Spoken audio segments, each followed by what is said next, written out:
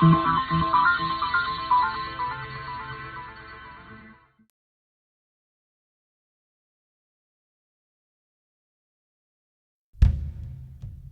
more hard luck than most men could stand. The mines was his first love, but never his friend. He's lived a hard life, and hard he'll die. We are in a sacrificial resource zone.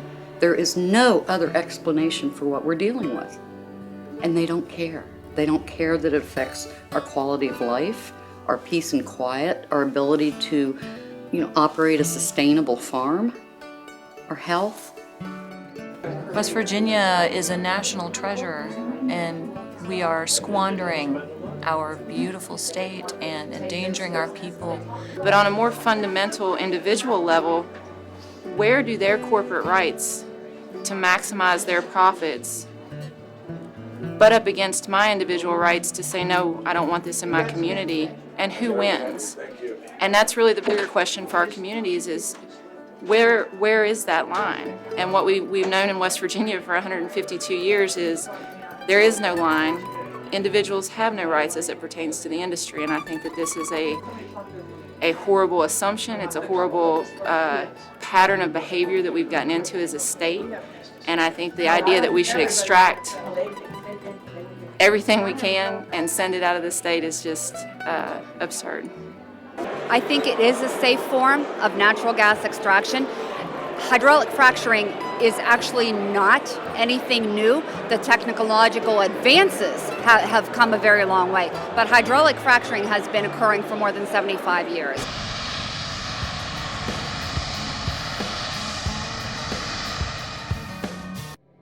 As reserves of fossil fuels dwindle, the oil and gas industry has turned to fracking, a more dangerous and expensive extraction method that threatens our climate. Hydraulic fracturing, called fracking, is a way to access natural gas out of rock deep in the earth. Fossil fuel companies can frack anywhere, from wilderness to people's backyards. The process starts by drilling sometimes more than a mile deep to get to shale rock. Then fracking fluids are injected. This toxic cocktail requires millions of gallons of fresh water mixed with some over 600 chemicals, including known carcinogens like lead, formaldehyde, and many more the fossil fuel industry won't disclose. Under high pressure, the rock fractures, sending the trapped methane gas back up the well. Most of the fracking fluid stays underground. The fluid that comes back up is either dumped into rivers, left in open pits that contaminate the air, or hauled away by big rigs. The toxic fracking fluid that stays underground becomes even more toxic over time as it picks up radioactivity and other contaminants. Those fluids and gases can seep into aquifers, which provide irrigation for farming, and turns drinking water into a toxic mix. The industry conceals the exact amount of methane that escapes during fracking, but in North Dakota, where fracking is done primarily for oil, the methane is released and burned off in such great amounts that it's visible from space. Methane is a superpollutant. It is 86 times more disruptive to our climate than the carbon dioxide from coal-burning power plants. Air and water pollution from fracking leads to respiratory and nervous system problems and other diseases, including cancer. When you add up the climate disruption, air pollution, poisoned water, and the damage to our health from fracking, it's clear natural gas is just another dirty fossil fuel, and we should leave it in the ground. I lived in Charleston and drank water from the Elk River and from the American Water Plant that had been contaminated by MCHM. I still have concerns. It's been just over a year since that. I still have health concerns about what the implications of that may be.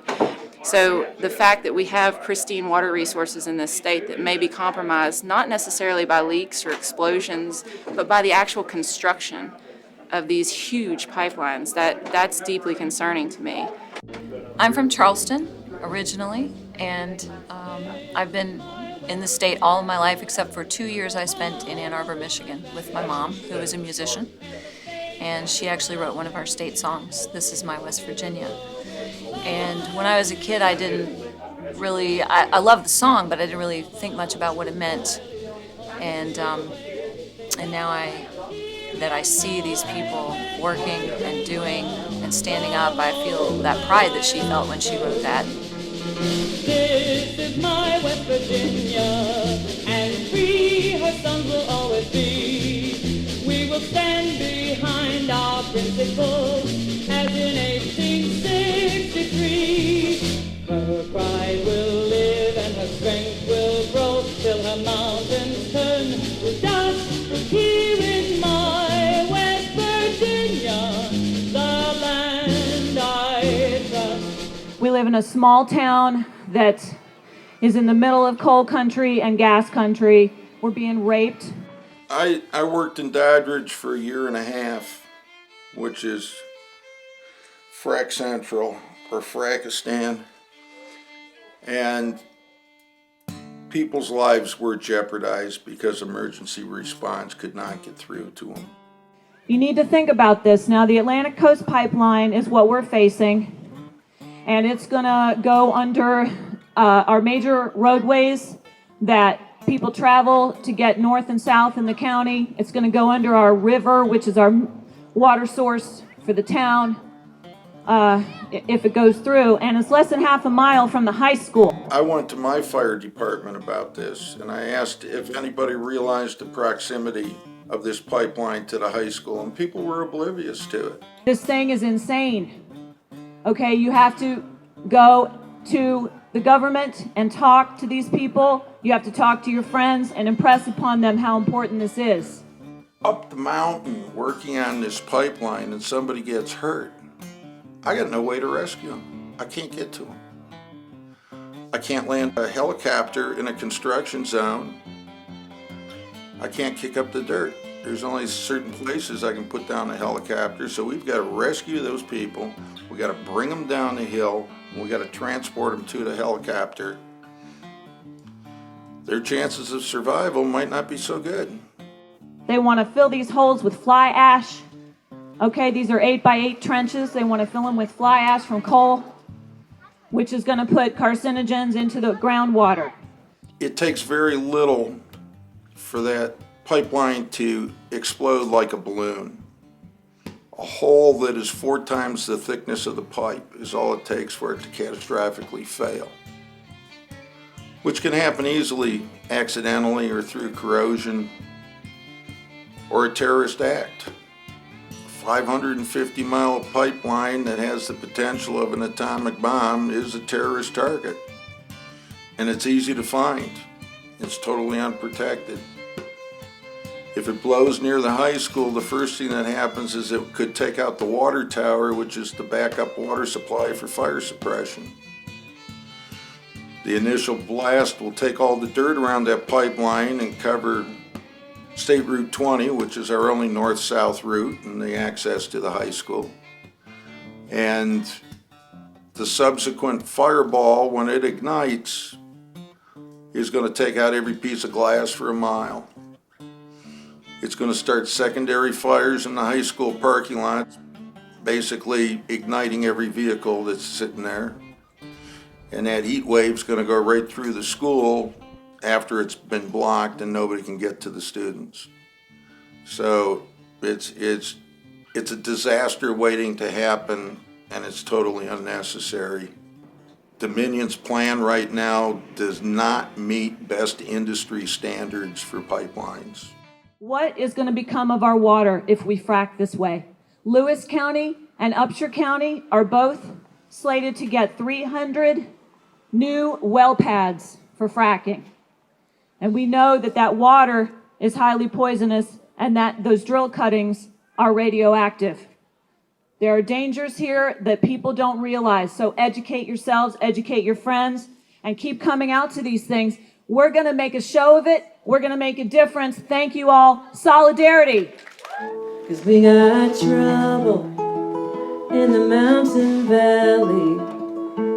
This is bigger than our backyard. This is raping all that that we've come to preserve. It's time to join hands, both near and far. This ain't about money, it goes much deeper. Our bodies are water, the rivers are veins. Our hearts are wider than the deepest lakes in the land. Let's stand for something, let's stake our claims. From West Virginia to Pennsylvania, let's stretch our arms longer than their line. We are caretakers, there's nothing here you can touch. Our crystal palace is nothing you can buy. The Exponent and Telegram published a piece where the headline said, "The Marcellus shale drilling was a success story of the year," and that just really got under my skin, because it is not success when you're poisoning people. And this pipeline is going to lead to more fracking. This is going to put us in a really bad position health-wise, and that's not success. And we want this paper to talk about all sides of the story, the risks and the dangers as well, and we want to know why they haven't done that. So we're trying to find Mr. Miller. He seems like he's not in the building right now, so we're going to see if we can maybe call his cell phone and see if he'll speak with us today since we've made the trip. The editorial board wasn't able to meet with us today, but we were able to speak with Andy Knightley for about an hour and a half, and we had a good conversation with him, and he committed to go ahead and set up a meeting in the next week or two. We legitimized our presence and our purpose with this meeting. We had 7 counties across 2 states represented at the table, which shows a tremendous amount of organization and fortitude by our community members, so I feel positive about that.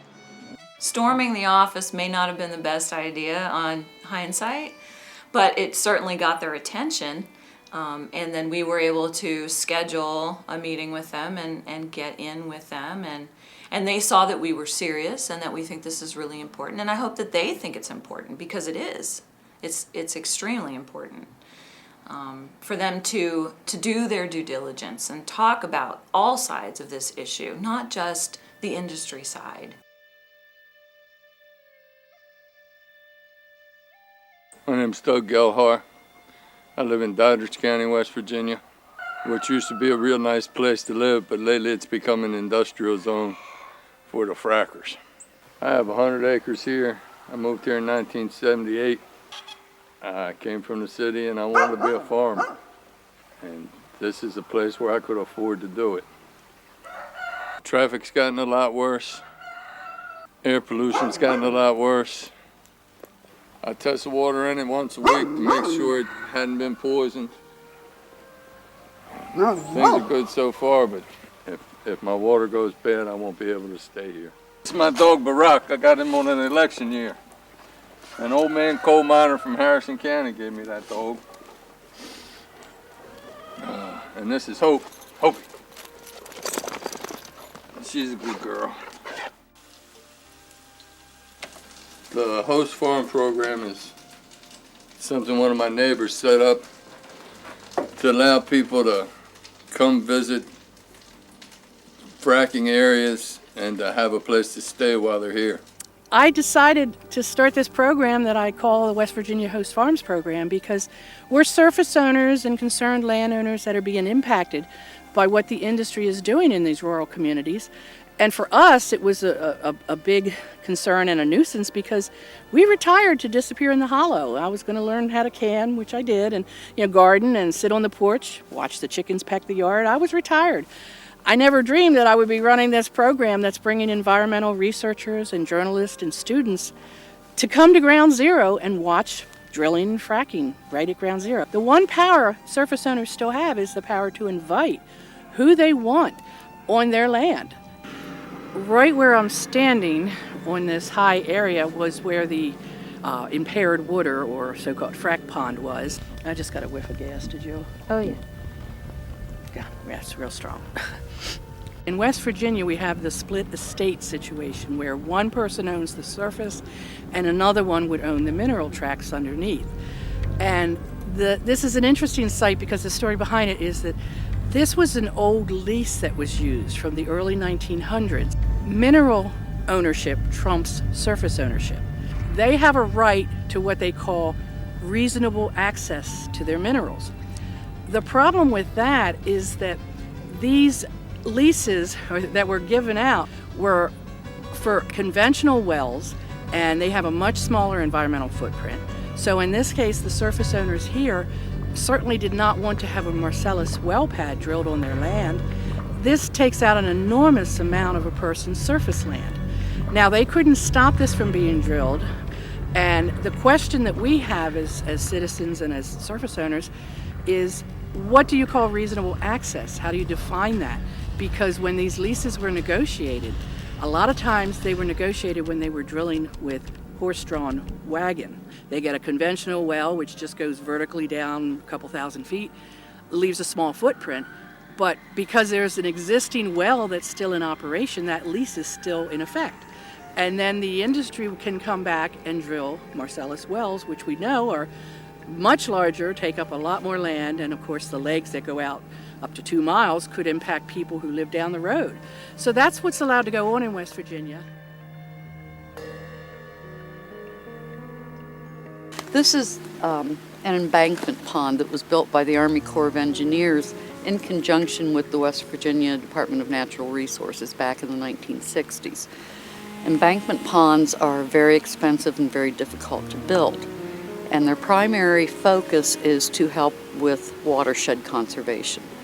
What happened was they came out and did some engineering studies to build the Marcellus well pad, and that involved clear cutting in a road and clear cutting the pad itself.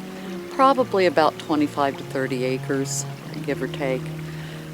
They completely deforested 3 hillsides, which led to a tremendous amount of erosion. And what happened was the pond filled in with silt. Debris from the well pad, debris from the timbering that was left on the ground. The pond went from about 21 feet down to less than 10 in the center. Around the edges, close to 5. We had fish kill. We've had strange substances floating on the pond, which no one can tell us what it is. So let's walk up and take a look at the damage that the silting in caused.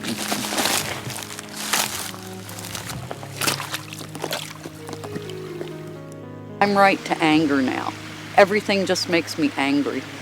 So this is the spillway that's been compromised as a direct result of the pond silting in, the overflow failing because it was plugged with debris. So the only course the water could take was to run through the spillway. Unfortunately, the force of the water was so tremendous, it took the spillway with it. And now all of the rock that was holding back the pond is in the pasture. It's appalling. Look at what they've done to our property. This should not be running through here. This should not be eroding what's already a bottomland. The oil and gas producer that caused this is aware of it. They've been out here and looked at it. They've brought engineers out to look at it, and they said, "Oh gee, this was done very poorly. We're so sorry this has happened. We will fix this." It's been over a year, and that was the last we heard. I don't believe that they have any intention of fixing this. I don't know that it can be fixed. This is our barn. It's original to the property. It was built before the Civil War, as was the original homestead. It's been a great barn for hay storage. Grandkids love to play in this hayloft. Since this bottom has gotten so saturated, it's starting to undermine the logs on the barn. When the spillway gives way, it will take this barn with it. We've lived at this house for 33 years. Years ago, there used to be a lot of beaver. They had beaver dams up and down this creek. Water cranes, ducks used to come in here. The creek used to freeze over and we used to ice skate on it. Now it's all gone. Through this meadow, it looks so nice and peaceful. There has to be like 4 or 5 different pipelines going through it. Goes under the road and up the hillside there is another 2. This one's connecting all this to the Northwest plant off of 50. I don't know if you can hear it as well, making the noise now. It's awfully quiet compared to what it used to be. And when they're fracking, this thing sounds like old vapor gushing out. And it's been going on for 3 years, and no one has done anything about it. The state DEP said there's no way they're going to plug that well. I personally don't own the well. I just have the free gas off it. I have no mineral rights or royalties. I just get free unlimited natural gas. And this is what happened. Behind me is a condensation tank. That holds all the bad fluids that come out of the pipeline. And then they have a truck that comes by and drains it. But prior to that, they were just releasing it. When they build up so much pressure, it sounded like a truck clang noise. And blowing that in the air was so foul. For 3 years, I had no birds in my yard.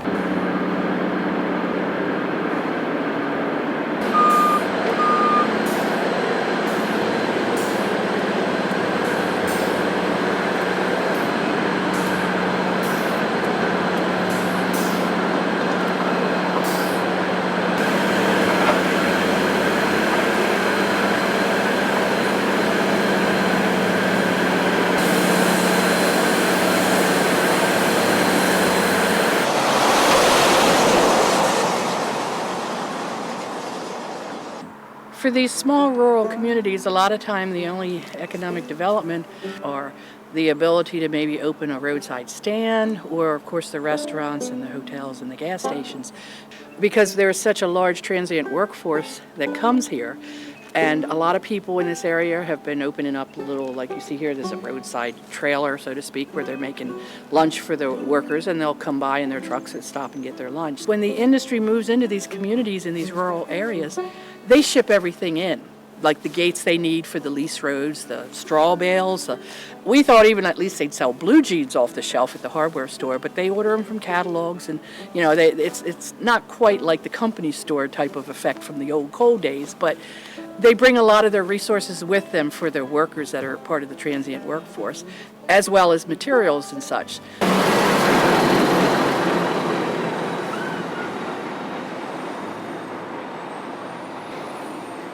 We had issues with water trucks spilling into streams, contaminating the water. By the same token, if I get somebody in the southern end of the county that's having a heart attack, and there's 40 dump trucks on the only north-south road we've got, an ambulance is going to be a long time coming. The gas companies would try to get on scene first and control it and run off the first responders, so that it wouldn't be found out that they were hauling hazardous materials in unmarked trucks. And that goes on a lot. I've seen horrendous accidents. I've seen people killed because of the gas well traffic pulling out onto 50 and killed a young lady. I'm also past president, and I'm a director of the Upshur County Convention and Visitors Bureau. And we just built a new event center in town. It's going to have a devastating effect on tourism. Who wants to come around a place that's a mud hole? On March 27th, MVP filed suit in federal court against 103 landowners in the counties where their proposed pipeline is to go through. This action claims the right of entry under the West Virginia eminent domain statute. And there are several attorneys who believe that they don't have that right yet because the Federal Energy Regulatory Commission has not given them the right of eminent domain. Pressed for time, Mountain Valley Pipeline is now offering these landowners cash settlements to purchase easements through their properties. Mountain Valley Pipeline sent surveyors to study for a pipeline route in Monroe County. There was a couple who fought their right to be on their property and took it to court. And with Appalachian Mountain advocates as their attorneys. At the county level, Brian and Doris McCurdy are having their day in court, seeking to bar MVP access to survey. Judge Irons is about to rule on this critical issue, whether eminent domain may be invoked where the public use has not been established. The West Virginia Supreme Court has said that pipeline companies organized for transporting gas must serve the people with gas along the entire line traverse. And because no West Virginians are going to have access to the gas coming out of the Mountain Valley Pipeline, they cannot meet the test for public use under West Virginia law. They are not vested with eminent domain, and therefore they cannot avail themselves of the West Virginia statute that purports to give survey access. MVP is trying to make as many end runs around the state regulations as possible, hoping that, they get to the point where the federal regulation will trump the state eminent domain law. But right now they just are trying to run roughshod over people who are trying to approach this case with the powers of the state law, because we are not at a case of eminent domain law yet. Is this pipeline regulated by the Public Service, West Virginia Public Service Commission? It is not, Your Honor. And repeatedly, the MVP lawyer has dismissed the notion of public use as if it doesn't matter, but the state law is very explicit on that, and the judge gets that.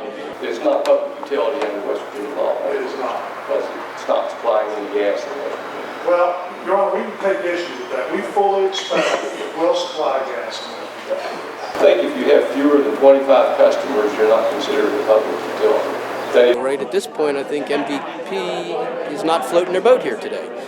I feel like it would not be in the public use as stated in the statute.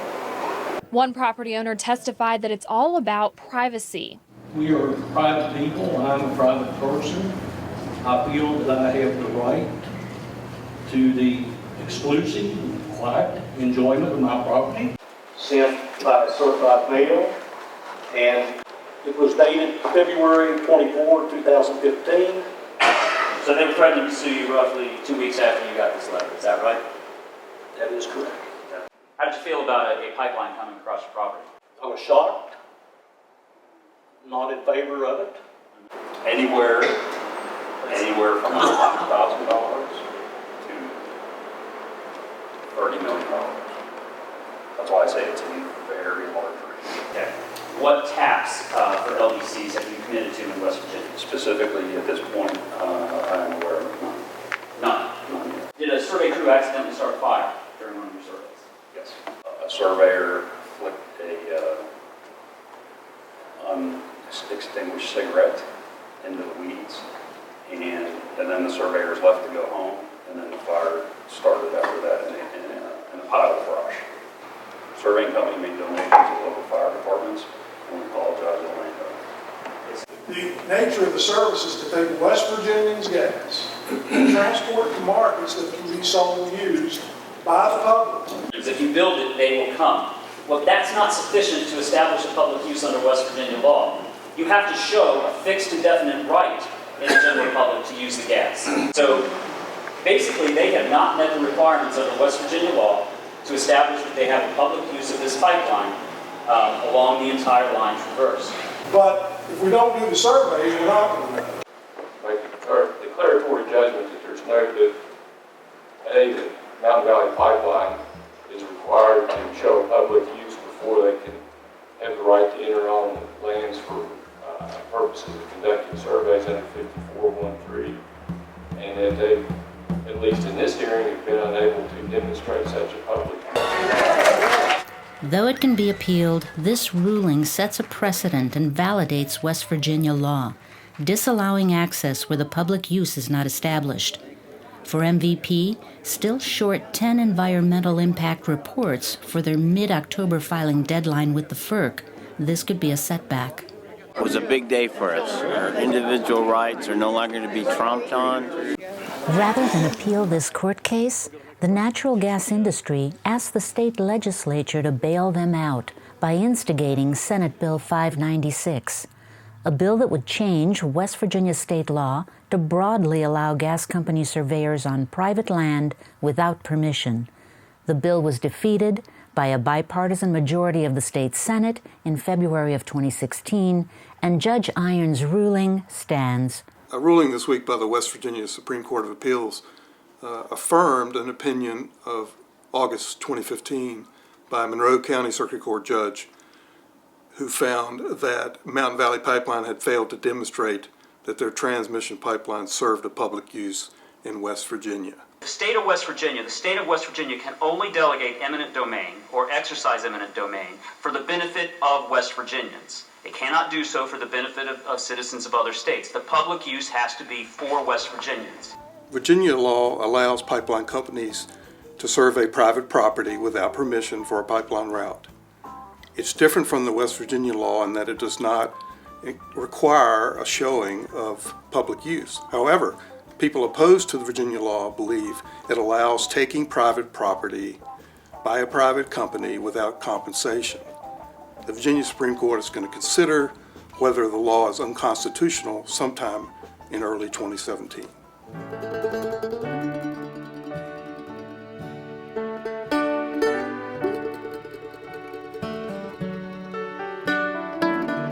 Organic farming, I really believe in it because it is one of the best ways that we have at this time to know how our food is produced. Joel's passion comes from a desire to eat healthy, nutritious foods that he's grown organically. Why? Because conventional commercial agriculture isn't sustainable. It takes 10 calories of fossil fuel energy to get 1 calorie of food on a plate, with the average bite traveling 1,500 miles from its place of production. The current fracking bubble will be short-lived, leaving in its wake vast environmental destruction. The future of food lies in localized systems of seed and food production using organic and permaculture methods.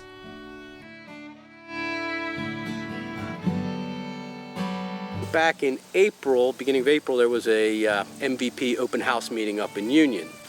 And I was there were 3 different FERC officials at that meeting. And I spoke to all 3 of them. The last one I spoke to, he was responsible, among other things, of making sure that proper vegetation was reestablished on the pipeline corridors after the construction was completed before they would get their certificate of operation to actually start to use it. And I started asking them how they would manage maintenance of that corridor on organic land. And first he said it was just going to be done by virtue of mechanical mowing, and I kind of laughed about, how are you going to mow these slopes of Peters Mountain, for example. And he said, well, they do some spraying for invasive species.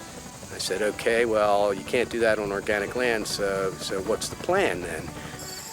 There are also lawsuits, successful cases, where aerial spraying cannot be done within the drift area of an organic farm. And he said that pipeline companies will usually try to route their lines around organically managed land due to the extra burden imposed by having to develop an organic farm management plan and implementing that plan so as to protect the organic integrity of that land. And the little light bulb lit up, and I said, I'm going to put these 2 together. We're going to self-proclaim the Monroe County Organic District, and we're just going to come up with as many people that are willing to say that they're managing their land organically as possible. And the hope was to get a critical mass of those people that would be enough in the way of the proposed routes that it would cause enough extra problems for MVP, and that they might have to consider alternate routes or weigh those extra costs of protecting that land. So it was the hope that would at least slow them down, if not possibly change the route. And if we could get anybody to actually have the route changed because their land was organically managed, that could create a real domino effect of the next landowner and the next landowner saying, I want to sign up too. What we did was put a press release in the Monroe Watchman saying, help stop the pipeline, go organic. We ended up with, by the time of the submission to FERC and MVP, we had 47 affidavits representing over 3,500 acres of land in this county. A lot of these people said that they were just now transitioning to organic, which carries the full protective weight of the law from the day you declare yourself in transition. So long as you're following the organic standards rules, you have all the protections of that law. Same applies, of course, to certified organic farms and also to smaller farms that would be marketing less than $5,000 worth of product from their farm in a year. That would be a non-certified organic status. There is no acreage requirement to be organic or in any way, shape, or form. This could apply to the largest certified organic farm on the planet or to your 2 tomato plants if you indeed want to protect your land as organically managed. It's made very clear that FERC does not specifically respond to the people's comments. They take them under consideration in making their ruling. So I wasn't really expecting to hear anything back about this, just had the satisfaction that it had been submitted. But I learned just last week that as a result of the affidavits and comments I submitted to FERC and MVP, as well as comments from a Craig County resident, Bill Wolf, who is a major organic industry player in a number of ways, that both his comments and mine actually resulted in MVP. Contacted the USDA National Organic Program and made that call on June 18th to inquire about the nature of the program and its impact on their construction. If they choose to use organically managed lands or lands adjoining those that they have some obligations under the law. The organic district concept is an excellent idea for the community, for the local farmers, and it is truly an obstacle to these pipeline companies because they have to address changing their normal practices. They have to address their herbicide use and how they're going to comply with the National Organic Program. We've just got to use whatever tools we have, whatever is unique about this place or our individual experiences to try to put some next roadblock up in front of this giant corporation, because they are going to run roughshod over this beautiful county if they have their way. We have a beautiful quality of life here, and we don't want to see that destroyed for someone else's profit. Every county along a pipeline route can declare itself an organic district. Help stop the pipeline. Go organic. The companies, they have these open houses, and they have their literature and their posters, and they have their websites, and everything looks glossy and happy, and they're smiling and they're educated and they're all dressed the same way, and everything looks happy and hunky-dory, and there's money in it if you sign on the dotted line. But underneath there's so much, the untold story. There's so many details that people don't realize. And education is the first step to awareness. For one, I don't understand why you say it's going overseas. Because that gas is not going to go into the southeast. And that gas is not coming from all these different companies. That gas is EQT gas. They wouldn't be putting in these huge pipelines and have all those wells and what, give their gas to some other pipeline to ship somewhere for them? That's the way the business is done. I mean, people put them on the pipelines, it goes to different markets. When you're building an infrastructure, when you're trying to take over this whole Appalachian Basin to do an infrastructure for your gas transport, and that gas is coming out of the frack counties in northern West Virginia, and it's owned by the people who own the pipeline, come on, that's EQT gas, and there's too much of it. It's not going in this country. There's no public need. I want us to lead. I want us to say, hey, we can grow things here. We've got sunlight, we've got wind, we've got water. Let's preserve this water. You know, West Virginia is a headwater state. We produce water for a large part of the country. And we are ruining it right now as we speak, taking it out of the hydrological system, lacing it with poisons and radioactivity, shoving it underground and causing earthquakes. We will be here for the next 40 or 50 years. I said, how are you making any money? Our midstream operations are what's making us money and keeping us afloat. And my comment was, it seems like a giant Ponzi scheme to me. You bring investors in, to do X amount of wells, then you bring more investors in so you can pay off the first set of investors. Absolutely, he said, that's the way it works. Monroe County is the diamond of West Virginia, and we've got to save it just like an endangered species, and we just pray all you people will help us. There are thousands of people standing up and saying, no, we're not going to let this happen, and here are the steps we're going to take to make sure it doesn't happen. And I have never been more proud to be from West Virginia in my life. I've never been more proud of the leaders in my community. When I sat in a courthouse in Union, West Virginia, in Monroe County, and watched 125 people jump to their feet in protest, my heart swelled with pride. This is what it means to be a West Virginian. It means standing up with your neighbors to protect what's right and doing the right thing. And so I do believe fully that these communities will have an impact on the path of this pipeline if these pipelines are even approved. And I believe this is a new day in West Virginia. It's a change in the dynamic, it's a change in the conversation, and we are empowering people who have felt powerless for a very long time. And I am hopeful and I am proud of that.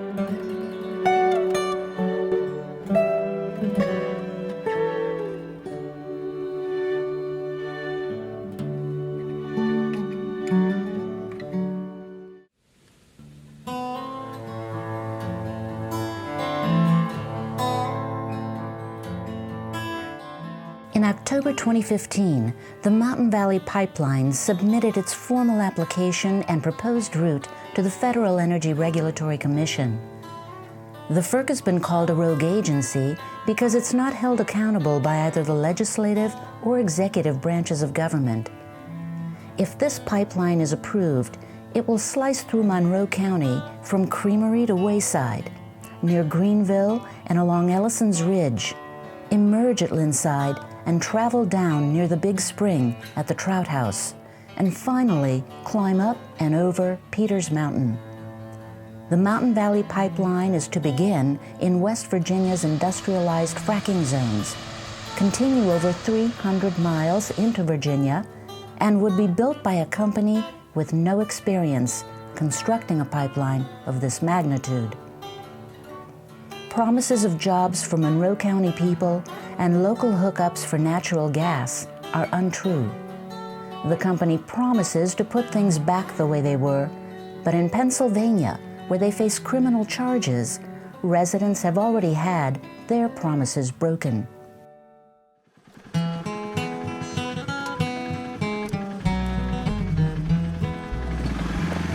My daddy was born here in these hills. Daddy's like white now, he is with us still. Mama, on your wedding day, Daddy brought you here. He held you safely in his arms and promises. We've got a lot of people opposed to it. In fact, I don't know anybody that's jumping up and down for to put this in. I think we could live another 100 or 200 years if we didn't have that thing. Lights, camera, action. Monroe Countyans are very proud people. They do not want to have any intrusions into their lives. I think a lot of people here are concerned with the negatives, and I'm really proud of the county in that. I mean, whenever an issue like this comes out, I sort of hold my breath and I think, well, how are people going to react to this? It doesn't feel good in our communities because our job is to protect our communities, the people who support us, and to keep their families safe, and my family as well as everybody else's, and our schools and our clinics and our hospitals. We're at the home farm. The pipeline runs just over that hill, and I hope that people will consider what they're doing as they sell leases to the gas company, that it's not just them, it's everybody in the Greenbrier Valley could be affected.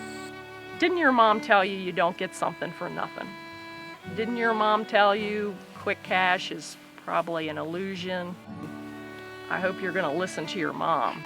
This pipeline is just like having a highway come through West Virginia with no off-ramps. There's no benefit to us at all to have this thing come through our valleys. Don't look just to the nose on the end of your face.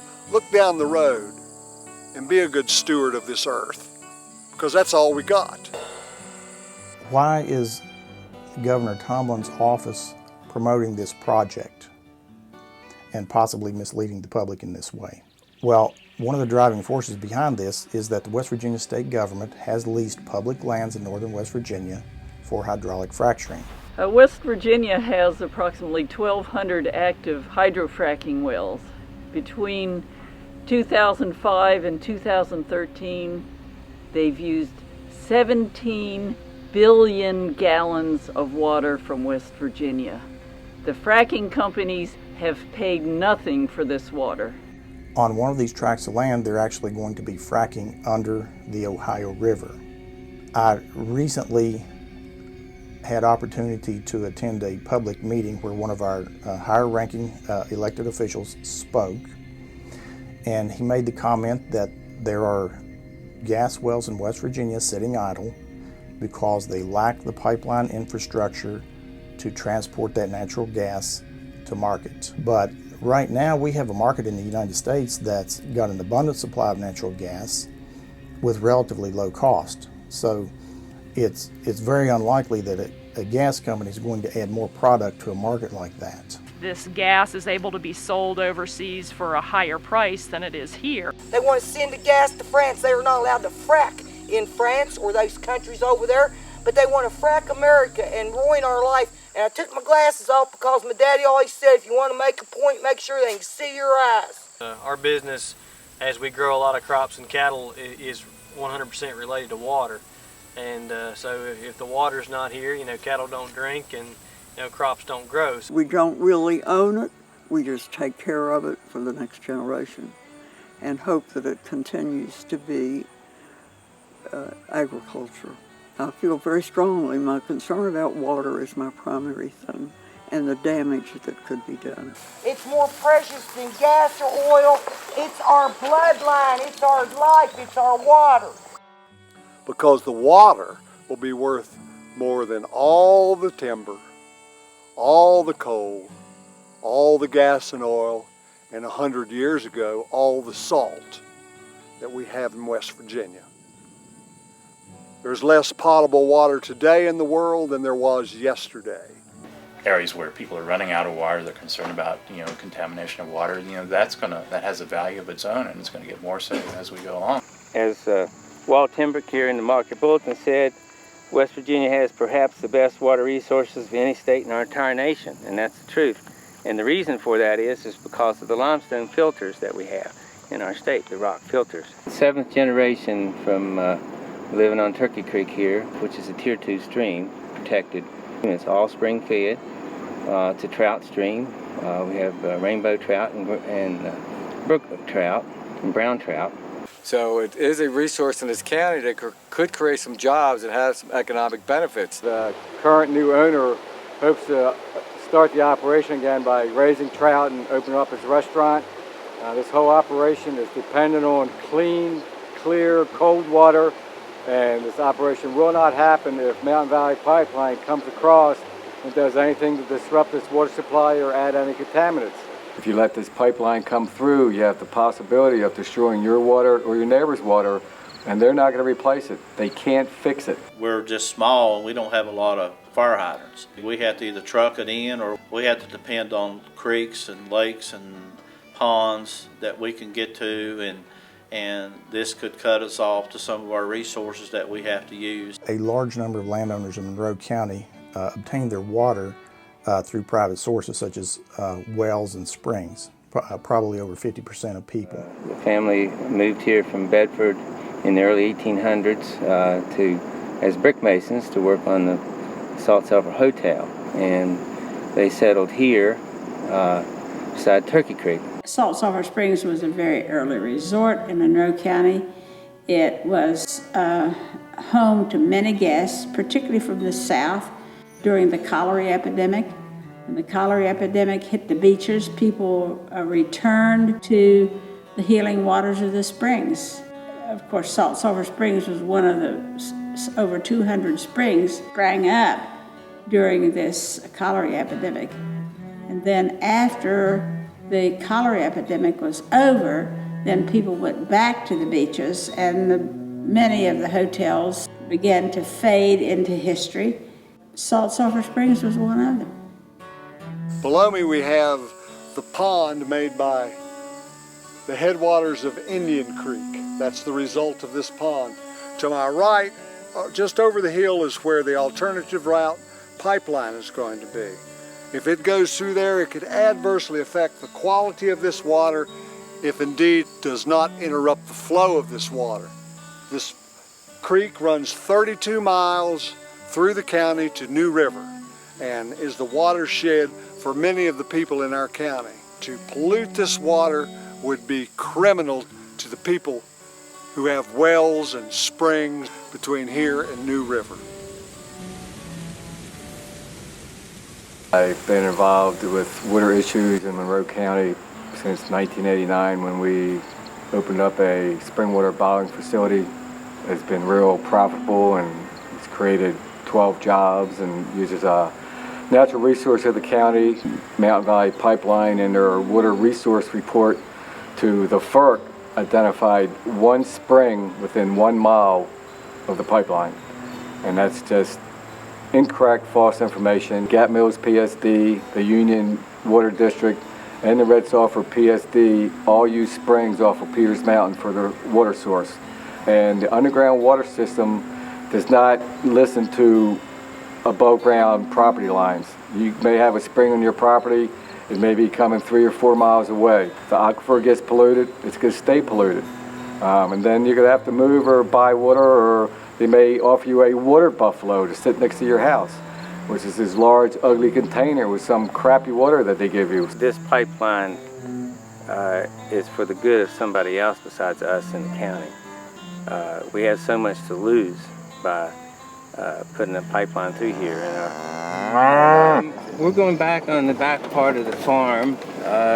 This farm and this land here that ends in Turkey Creek is the end of the limestone.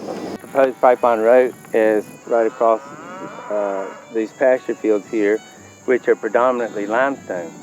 I hope you can see that a lot of the limestone is outcropped here, and it's solid. Anything that we do this way affects everybody this way. In order for them to put a pipeline through here, they would have to go real deep into the limestone. You know, one of the problems we have in this county on protecting our water is our geology, which is karst, sinkholes, caves.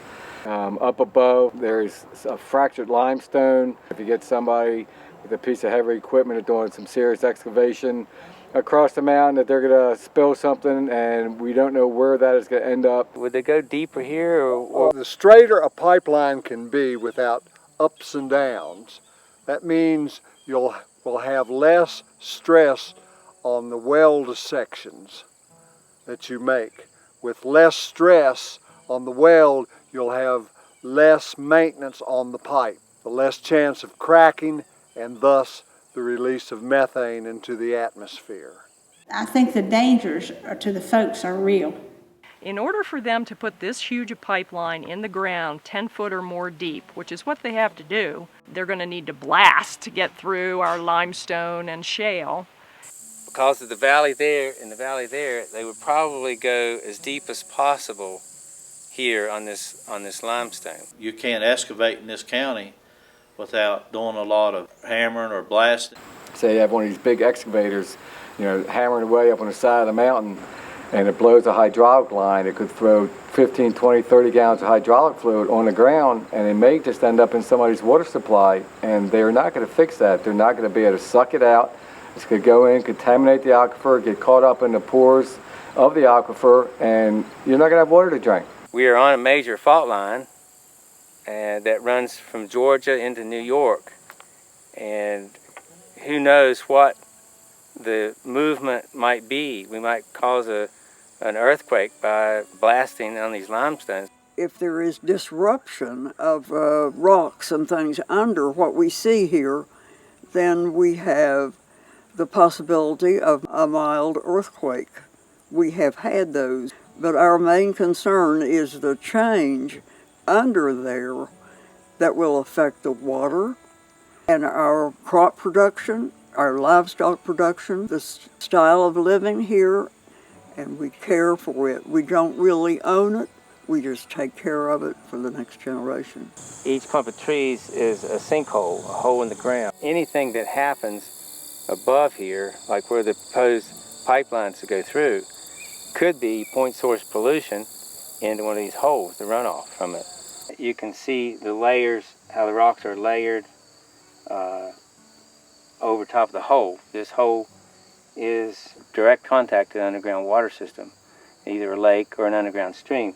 Whatever comes from up above goes right into the water we drink. And since the rock is layered, holding up over a cave, if you start to move this in any way, like with blasting or anything like that, you could shift this rock, and this sinkhole could fill in, or it could get bigger. I live in Union, and our water source is Peters Mountain. The water is piped into the town, and all the folks who live out of towns depend on their springs for water. There are a few people who have wells, and probably those wells are fed by the same aquifer that feeds the springs. And so if something gets spilled on the ground, it does not get filtered out like it would if it was in bedrock or sandstone. The impurities, it's just like the stuff hitting a pipe and going into somebody's water supply. People in Monroe County woke up to the smell of gasoline in their tap water. The Red Sulphur Public Service District, which is the water company, immediately shut down the plant. They began purchasing water from Giles County, Virginia, and they began flushing the water lines 24 hours a day, all the while searching for the source of the contaminant. Their initial tests were positive for both gasoline and kerosene in the water supply. They had to drain water tanks, completely clean them, replace components of the filtration system. This whole incident cost the public about $75,000 or more. The source of the contaminant was found to be the corridor of a gas pipeline that crosses through the protected watershed of the Red Sulphur Public Service District. The Virginia DEQ investigated and their report is still pending. The pipeline in question is only an 8-inch pipeline. The Mountain Valley Pipeline is a 42-inch pipeline. It also wants to cross through the protected watershed of the Red Sulphur Public Service District. EQT Corporation has proposed 2 separate routes through Monroe County. Their alternative route crosses through the protected watershed of the Peters Mountain Aquifer area. Hydrogeologists believe this is a very large aquifer, maybe extending as much as 75 miles. This aquifer provides water to many people in Monroe County, either directly or indirectly.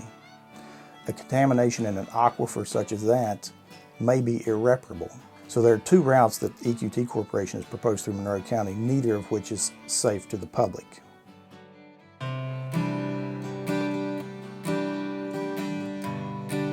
I'm a dairy goat farmer here, and I live about a quarter of a mile down the road from where this pipeline is planned to go through. One of the ways this would seriously affect my business is that I'm heading towards becoming a legal dairy, and I take the milk to my customers.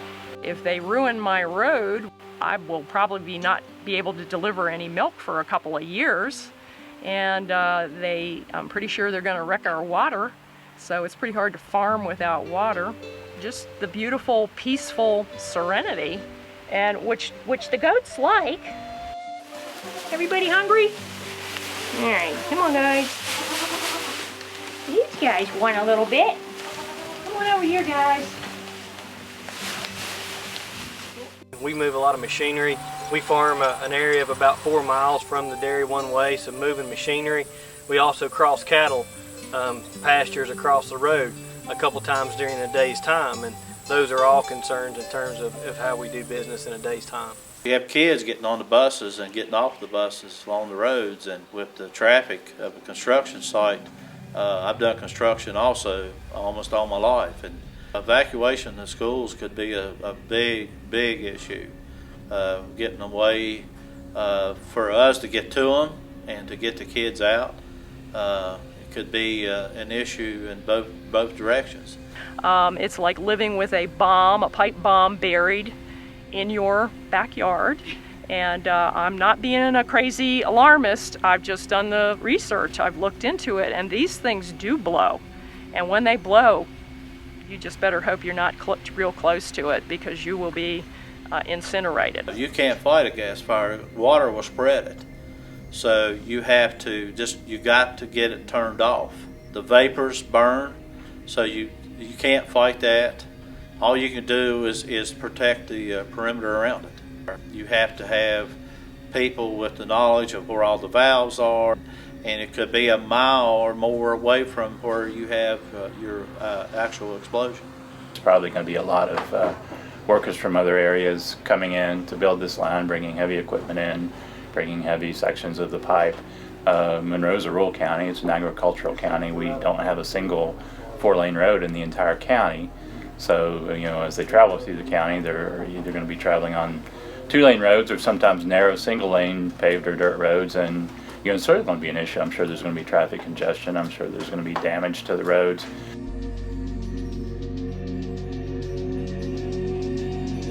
We lost access to the garage after being promised we wouldn't. This picture is when they were actually hammering bedrock cutting through Rich Creek itself, which lasted for 48 continuous straight hours around the clock.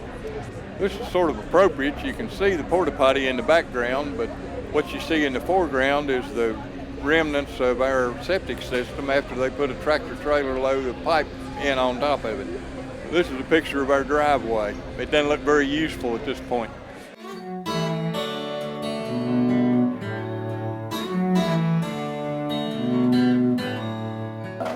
And it's sort of a unique area. Monroe was settled in the 1750s, 1760s.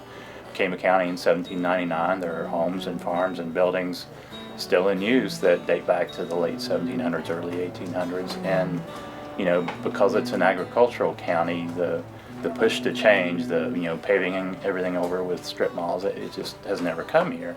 And we're really fortunate in that way. We've got a lot of landscapes reminiscent of past years and a lot of buildings and structures reminiscent of that.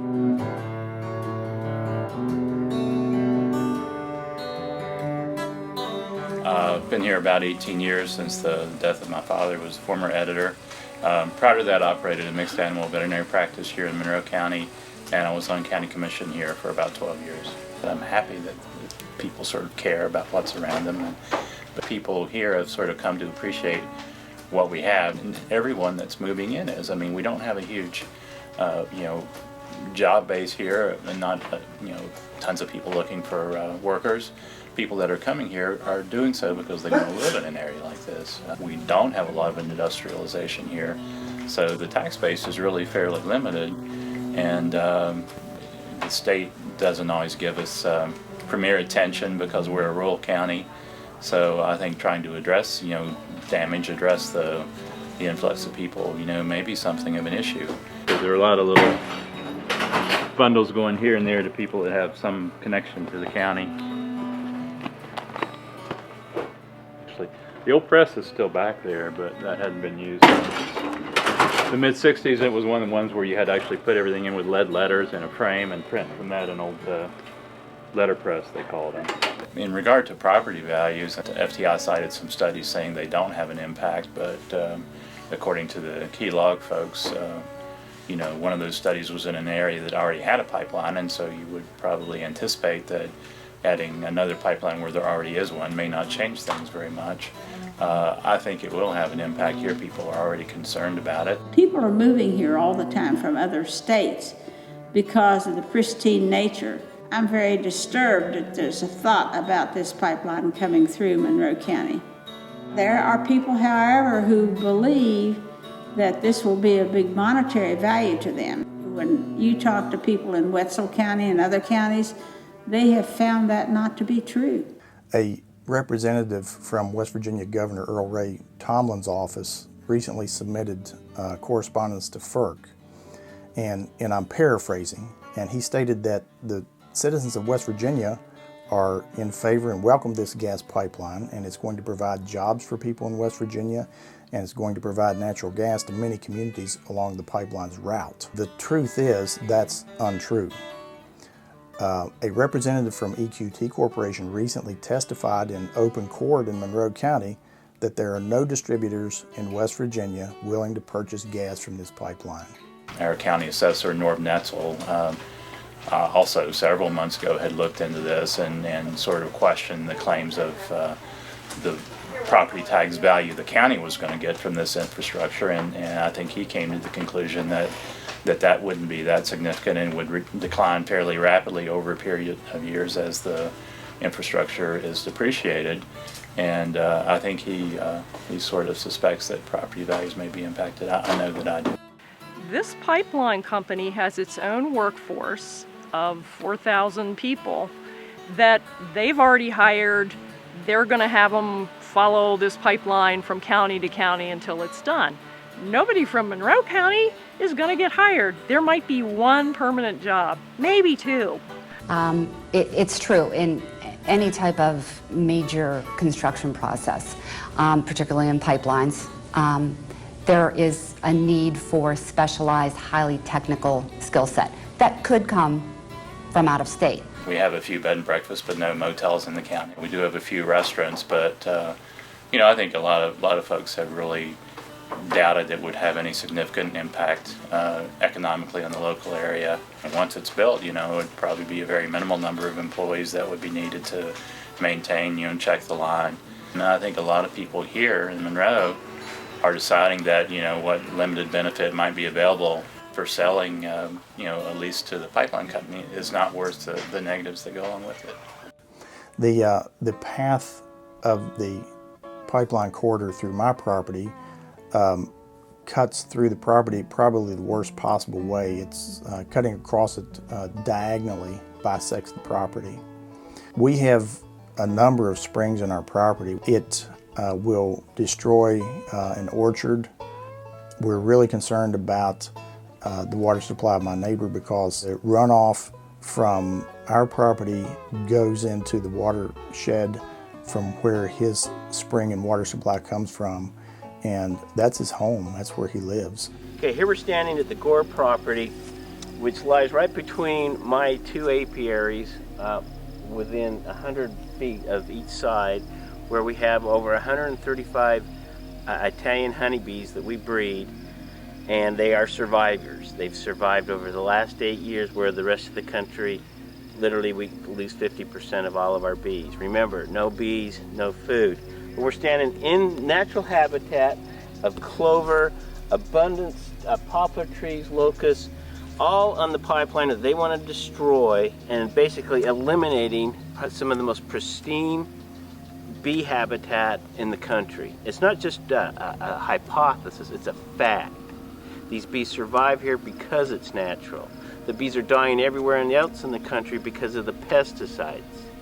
We don't have that here, but yet they want to come in and spray all our area, destroy all this, and then continue to spray it to keep the plant vegetation down, therefore killing our bees and probably the most pristine, perfect bee habitat in the country. We try to operate in no spray zones, but these type right-of-ways, from what I understand, are maintained with a pretty serious herbicide program, as some of our power right-of-ways are.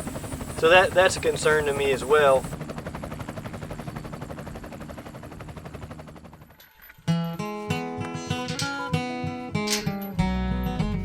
I'm feeding these calves, and these are calves that are blind with pink eye, and I've had to shut them up. They can't see.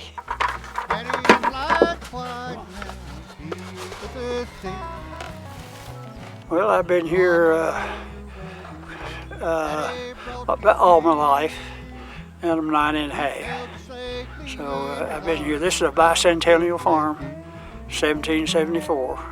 I'm the 6th generation that's been in charge of it. And I've got a son, he'll be next, and he's got girls. I don't know what he's going to do, but I won't be here. I went to school in Morgantown when I was in the grade school. And other than that, I've been pretty close to here for quite some time. I hope that it doesn't come through here, but that don't mean it won't. Obama was here yesterday, day before yesterday, I think. And the reason he was in this state is we have a big, big problem with the economy. They've just about shut coal down, and drugs are running rampant. And it's two problems that somebody in authority is going to have to work on. We need solutions for this problem. Many people have sold their land for the mineral rights for a few $1,000s in perpetuity. That means forever, 1,000 years.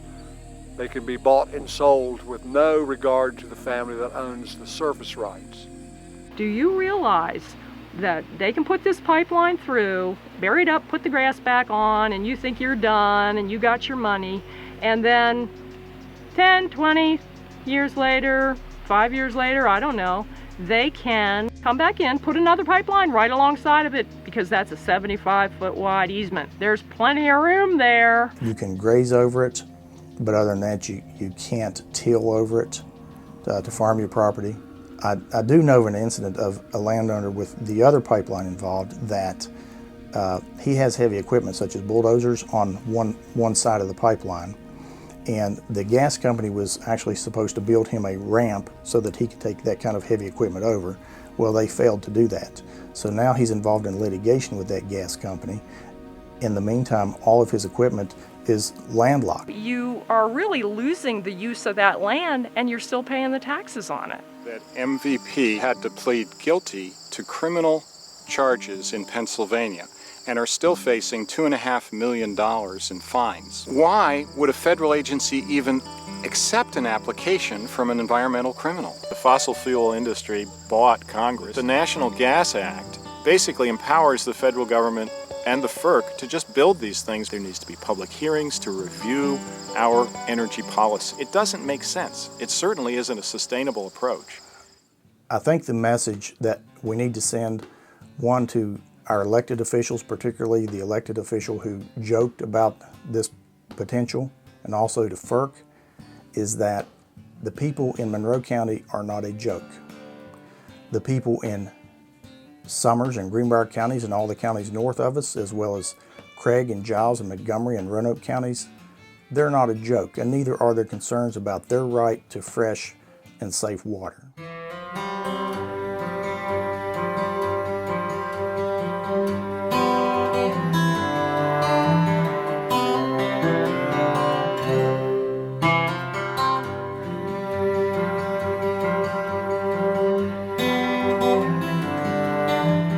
In order to preserve Monroe's way of life, it is essential that citizens create a united force in opposition to the continued use of fossil fuels.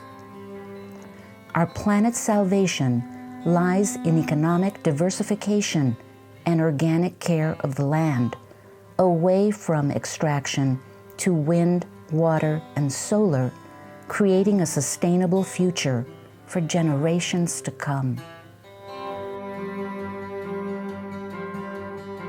This is a very pristine, beautiful area of the whole state of West Virginia. You couldn't find no other any more beautiful. You can find other counties in this state which are pretty, but nothing any more beautiful than this.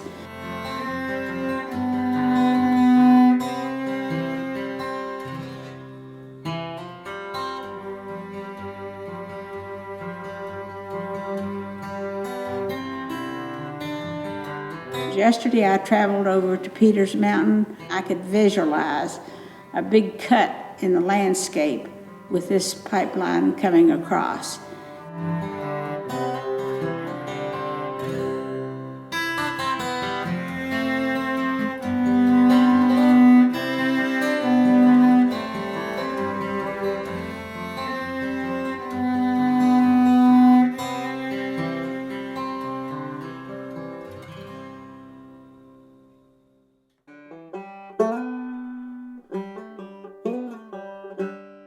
I'm the paw and she's the maw. My brother-in-law was in that when he was a baby, and he was 80 years old when he died. And it's probably been about 15 years ago. When the money's gone, after it's been spent on all those new red cars and trucks, you hear people yelling, "My God, what have I done?" We serve people in Monroe County, Giles County, Virginia, Greenbrier County, Summers County, West Virginia, Tazewell County, even Montgomery and Floyd County, Virginia. And I've had opportunity to talk with many, many people about this gas pipeline, and people are universally against it. They do not want this pipeline anywhere in this region. They do not see a need for it. Everything's so vulnerable in this type of geology that the only way to protect it is to keep people away from it. There may be benefits, I guess I don't feel I should tell people what they do or don't want to do, but I think they need to certainly look into it and look at the negatives and not just listen to the promotion that's coming from the company. The company, is going to make money on this. That's why they're doing it. They have no interest in Monroe County per se. They're interested in making money for their stockholders. Oh, the hills, beautiful hills, how I love the West Virginia hills. I think it's easy to just separate that, to say, well, it's just a pipeline. But that pipeline is connected to huge fracking fields, or that pipeline is connected to huge tar sands fields. And the only way that we stop the development of the tar sands and fracking is if we stop pipelines. We are pipeline fighters, we're water keepers, we're people of the land who are standing up to big corporations, and that is their worst nightmare.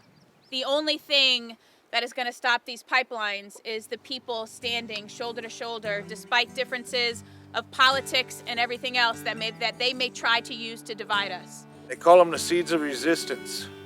because they symbolize the resistance to the destruction of Mother Earth, the corporate greed, the resistance to corporate greed.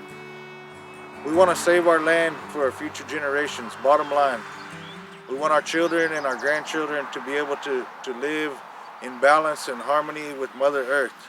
I worked all my life to pay for my farm if they wanted to run a gas line through the middle of it, destroy ancient oak trees, sacred Indian burial grounds.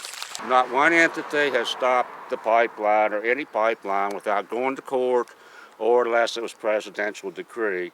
Now we're on the X Keystone XL pipeline route. It's been wonderful since the president rejected that. My wife and I, we now actually smile once in a while. You know, we can laugh and we can sleep at night. But there's part of us that said the job's not done. And part of that job is right here in West Virginia. You know, we deeply believe in all these pipeline fights across the country that there's 3 ways that we can beat them. The first is to end eminent domain for private gain. There's absolutely no reason in America that a private corporation can come in and tell an American citizen that they're going to take land against their will. So we got to stop that at the state level and the federal level.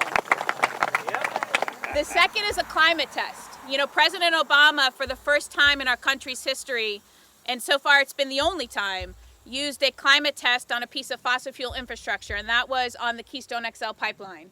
And it was one of the big reasons that Keystone XL was rejected, was because the State Department and all the other federal agencies assessed that pipeline and said, how will this impact climate change? If it's going to increase climate change, we're going to reject it.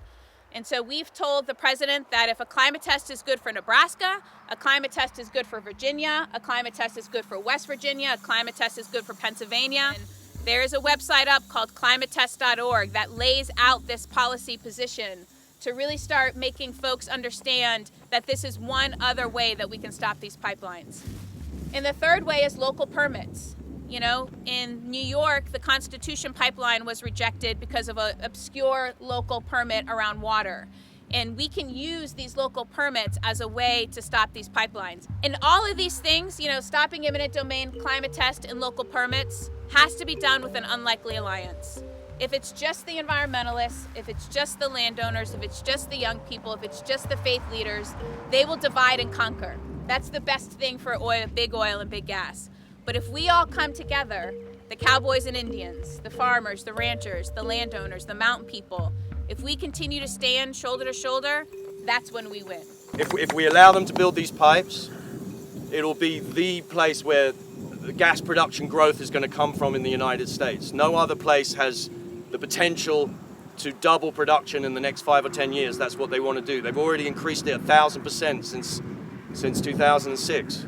So we're going to be making that case about the 18 to 20 pipelines that are being proposed to expand that gas production. Mountain Valley is in fact the biggest of those, at 2 billion cubic feet a day. And we've taken that report and we've promoted it to the environment movement more widely in the United States, you know, the big green groups, Sierra Club, etc. And they're saying, you know, enough is enough. We cannot build any more of these projects. The impact of gas is too great. We cannot solve the climate issue by building more fossil fuel infrastructure. So we also took the report to the White House. We took it to CEQ.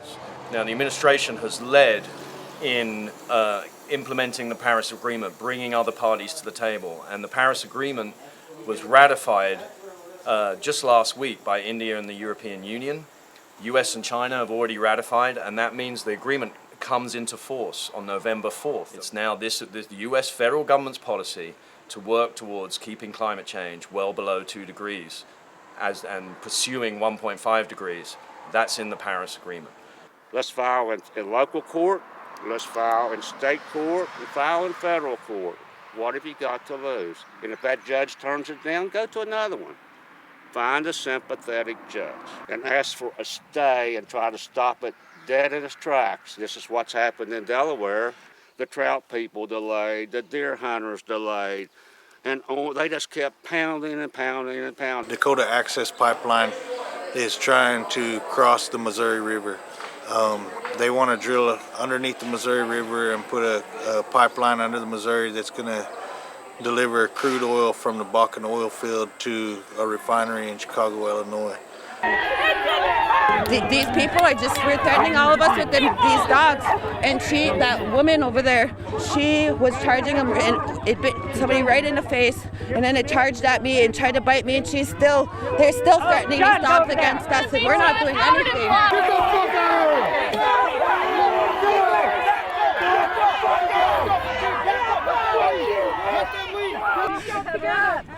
This land belongs to the earth. We are only caretakers. We're caretakers of the earth. I hope we've accomplished letting Enbridge know that the people of this nation and the people of this world, tribal or otherwise, have withdrawn their social license to pollute water, and that they need to find an honest, nonviolent way to make a living. To this point, there's been close to 100 arrests of peaceful, prayerful water protectors.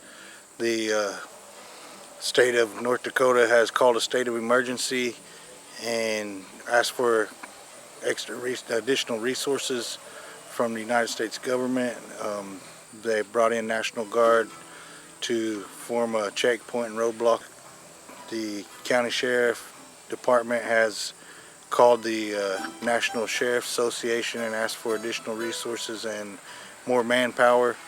There's been over 200 agencies involved. As always, we are unarmed and always in prayer and in peace, and just trying to protect the water, not only for our people, but for the 18 million American citizens that get their drinking water from the Missouri River. This is not a native issue. They try to say that this is an Indian uprising or this is just a native issue, but this is a human rights issue. This is also a national security issue. When there's that many millions of American citizens, that's water has the potential to be contaminated. That makes it a national security issue. Water is life! Water is life! Water is life! Water is life! Water is life! Water is life!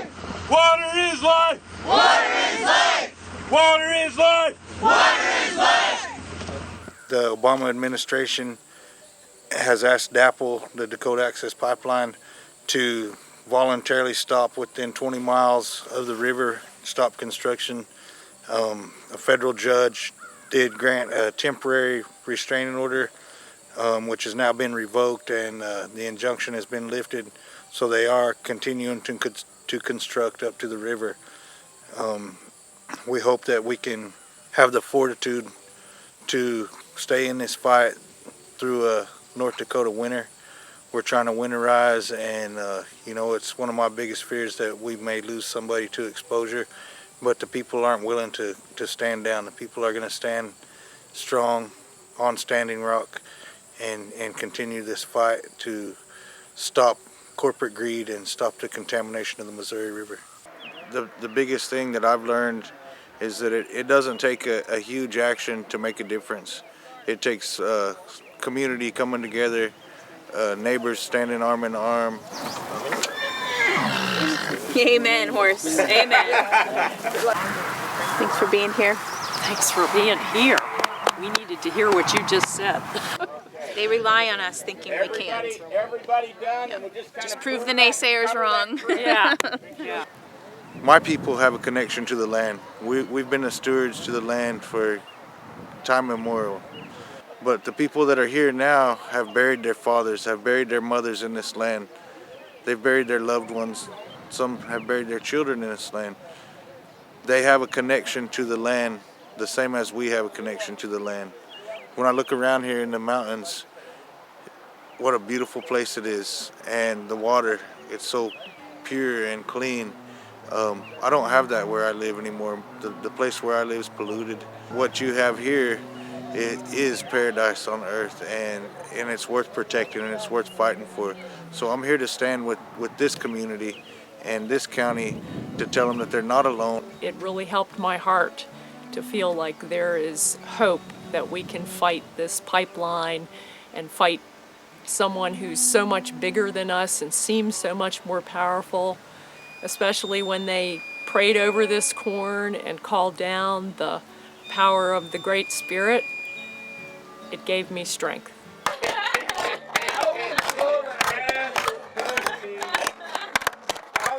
This is a historic time. Not only is this the first time since the Battle of the Little Bighorn that the Sioux Nation, the Lakota, Nakota, and Dakota 7 council fires has been together, which is known as the Osheti-Sakowi.